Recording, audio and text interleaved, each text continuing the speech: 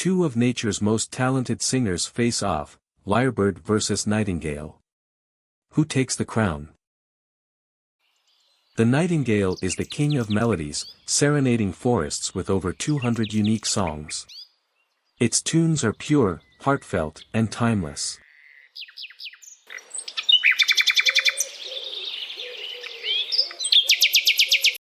But the lyrebird? It's the ultimate impressionist. This bird doesn't just sing, it recreates sounds like chainsaws and even alarms with jaw-dropping precision.